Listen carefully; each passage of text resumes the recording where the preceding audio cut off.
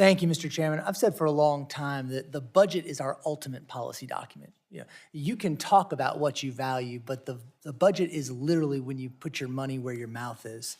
And I'm shocked by Trump's budget proposal, by its sheer cruelty, by its fiscal irresponsibility. And you can do the magic math, but the actual math is that there's $4.5 trillion in revenue cuts, the money we take in, but only $1.1 trillion in spending cuts.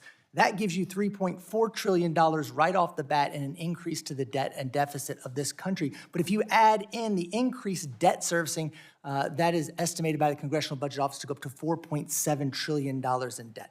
But take away the cruelty and the irresponsibility. I think right now what I'm so offended by is the indifference to how American families are struggling right now in Donald Trump's economy. Yesterday, just yesterday, your Department of Labor released its monthly price tracking report.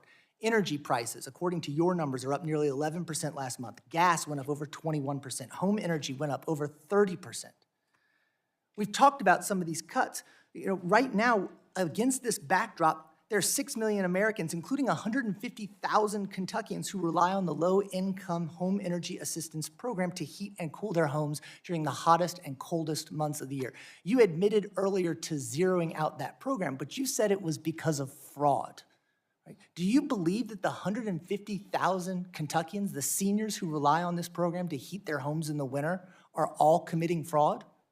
I believe that there have been numerous government studies and nonprofit studies that have said this is a fraudulent I'm going to reclaim program. my time here because what you told me is you said just a second ago, I don't assume the American people engage in tax fraud, but I guess you assume every senior in Kentucky is engaging fraud because they want to have a cool home in the summer and a warm home in the winter. But it's not just energy prices that are up. Everything at the grocery store is more expensive. Come to the Kroger on Bardstown Road with me in Louisville, Kentucky. You'll see it for yourself. And the Iran war is only going to make that worse because of the shocks to fertilizer and fuel costs. A lot of our neighbors, they rely on a little bit of extra help, especially when they can't afford their groceries.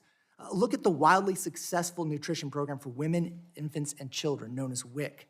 It helps pregnant, breastfeeding, and postpartum women feed themselves and their kids when they need it most. After Republicans enacted the deepest cuts in our country's history to food benefits, and more families are struggling right now due to the president's policy, your budget cuts breastfeeding moms' fruit and vegetable benefit from $54 to $13 a month. Is that correct? We fully fund the WIC program. No, you don't. Here it is right here on page 164 in the second column of your budget. I'm talking right now. If you want to talk, you can run for Congress. On page 165 in the first column, it cuts it. It cuts it from $54 to $13 a month. And it looks like you're not stopping there. You're coming for the roof over people's heads, too. Look at HUD's Continuum of Care program. It keeps 950 Kentuckians in stable long-term housing. That includes 886 people with disabilities. It includes 383 survivors of domestic violence. More than half of those housed in Kentucky right now are families with kids. This budget zeroes out that program, doesn't it?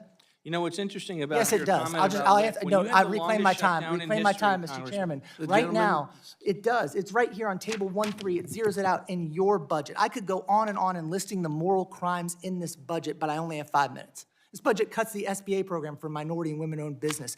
It cuts programs for health and safety programs for coal miners. It cuts funding for daycare for working parents. Across the board, it slashes the parts of government that help working people and replaces them with more war and more ICE abuses.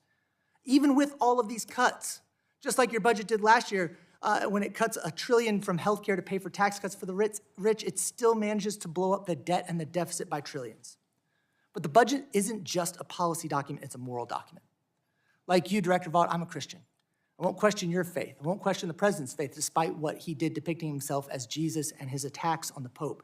But I grew up in a family where we read Matthew 25. A couple of Sundays ago, on March 22nd, my twins were confirmed in our Presbyterian church, and they chose to be baptized. We're a Matthew 25 church. Matthew 25:31, the parable of the sheep and the goats. It says, when I was thirsty, you gave me drink. When I was hungry, you fed me. When I was without clothes, you clothed me. When I was a stranger, you welcomed me. When I was in prison, you visited me. And of course, it ends with, for the least of these, you did for me as well. This budget sees the hungry, it sees the homeless, it sees the vulnerable, and it turns away. That is not what we should be doing, and it's why I cannot support it. Mr. Chairman, I yield back.